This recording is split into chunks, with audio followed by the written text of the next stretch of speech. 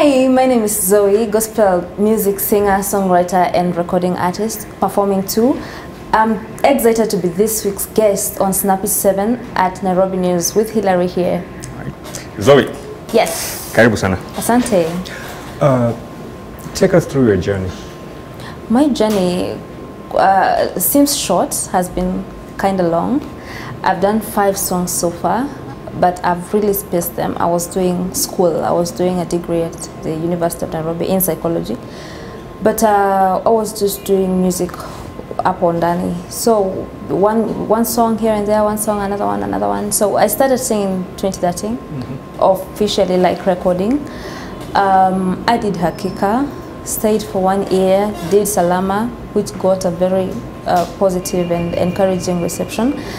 Then did Sikiza, then Tender, and here I am with Nani now. All right. Yes. Why did you go with gospel? It's who I am. I am a spiritual person.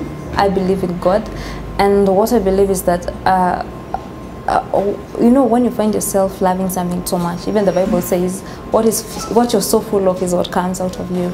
So I have a passion to get people knowing God, to get people encouraged spiritually, and to know that life is not just here. We have something else we are expecting somewhere else after this. Yeah. Yes. So before, how did you meet Safe Joe?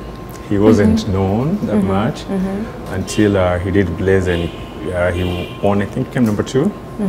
So how did you meet him, and where were you recording before you met, you signed up with him? Safe Joe has been a long-time friend. That sounds like a surprise, but we were going to the same church. He was a producer then. I had not started singing when he was a producer. I joined in later. I started doing the music, now the songs I did. Then, to my surprise, he joined Blaze and Be Your Own Boss show and really did good. So I joined in. He called me over for business, and I thought it's a good thing. Of course, he's very energetic, positive, and I think working with him could really get me out there, give me good fruits. Of course, you know, being managed give you something that you cannot give yourself most of the time. Yes, so I thought that relationship, the management relationship, was a positive for both of us. Yeah. Yes. So has he produced any song for you yet? No, not yet. It's not been so long, it's less than a month. But so far, so good. But we're hoping for a new song from the SafeCon. SafeCon, yeah. Yes. All right. There's a song, the new one, Waona Nani. Waona Nani, yes.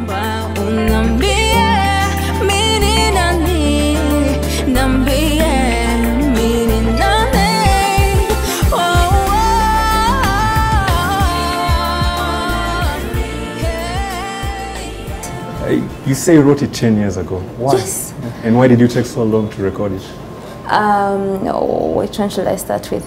I wrote it 10 years ago, and real life circumstances. I was very angry while I was writing that song. I wrote it in a span of less than 30 minutes. I was in Form 2. It's actually 9.5 years around there, so 10. I had, you know, when you're a teenager, you are in a journey of finding identity, getting to know who you really are, because you're transitioning, especially in age. So someone mistook me when I was in school because I received a letter and I was not used to guys, even in funkies. And then I made a very funny comment that it was all pretense, that I don't interact with guys when I'm in school. That when I'm at home, I'm different and I act very, very crazily, but when I'm in school, I act otherwise. Someone wrote a letter and sent it to you saying that? Yeah, no. A guy wanted to, he's actually my friend up to now, he wanted to prove himself to his friends that the chick who keeps off during funkies, he can actually talk to her and nothing bad will happen, because I had drama when we were doing funkies and everything. So when I got that letter, I had not received a letter, and in fact I wasn't expecting one. It was kind of far from that. So when I got the letter, that's when a friend of mine, a bedmate and a homemate too, commented that. So it affected me, and then from the holiday, my dad had misjudged me. He had given me a small phone So he thought I'm using the font wrongly and guys are calling it too much.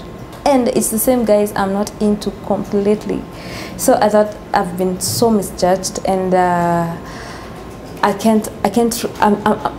in my own journey of finding my own identity, and then some other people are feeding me with something else. So I'm getting confused of who I really am. But I wanted to consult God on what he thinks I am, because I thought he's the one who has the final say.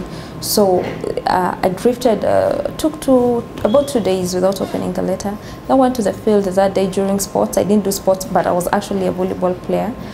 I didn't play that day. I just sat on the field and started making that in prayer. And that's when I wrote that song. It took long because of circumstances. First, when I was writing it, I wasn't intending to record it. Every time I was writing music in high school and back, I wasn't intending to go to studio, but found myself in studio later. This video was supposed to be done after Salama, or rather 1 year, 2 years back. Sometimes I found myself in a financial crisis. Sometimes I feel like I'm not really ready for that. Until now. Yeah. Yes. So all the songs you've done, you release them on your own? Yes, I've actually been just me. So the song Salama, yes. Who approached you and Rebecca Soki? How did you come to collaborate? I didn't know Rebecca Soki before I did that song. Yeah. She was supposed to be my backup in studio.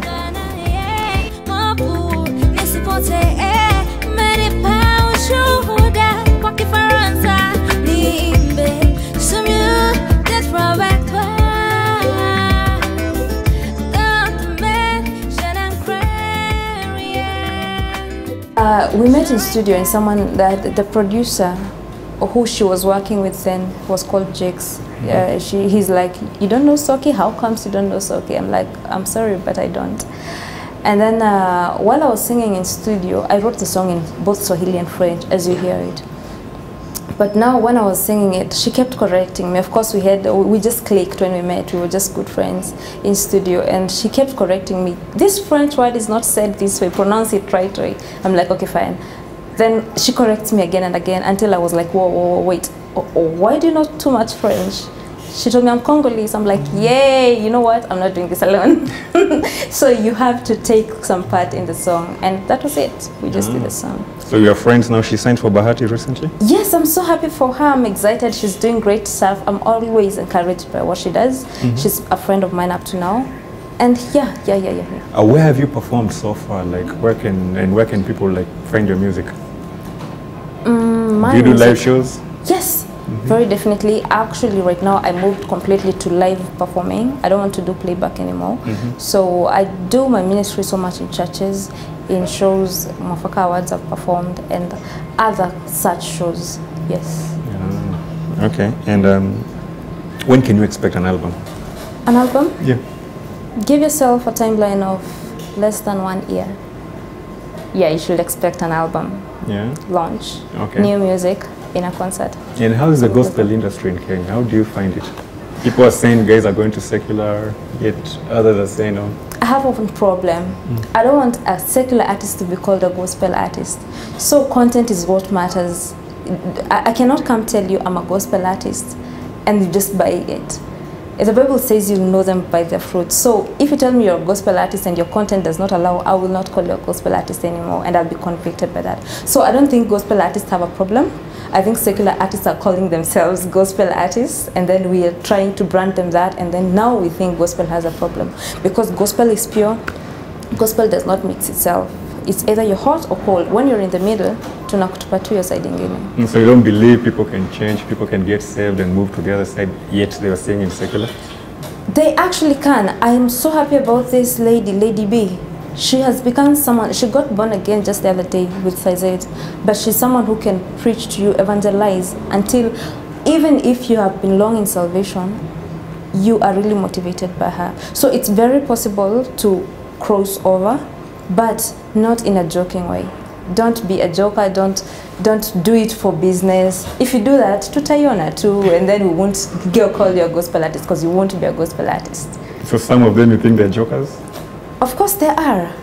Most of them are, because some people think gospel is business, Say gospel in a cell to talk a secular set on the side, you know. But but that's it. Without judging anybody, we have been given a spirit of discernment, so that if you're talking God, you don't have to talk God. You don't have to be called Christ-like just because you're talking Christ. You could have a different spirit completely. So when I'm a Christian and I'm right with God, I could tell, I don't think you're right with God as much as you call yourself a gospel artist, because people want to really do what? Just sit on the fence, I would say.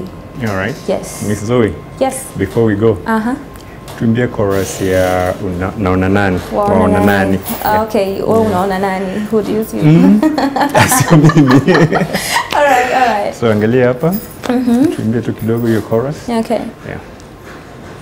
Goes like niambie waona nani, niambie waniona nani, niambie wajua nani, niambie waniona nani. That's it. That's it. Yes. Alright, where can people like get your music if they want to buy? I'm going to announce very shortly on my social media. It's supposed to be Boomplay and other.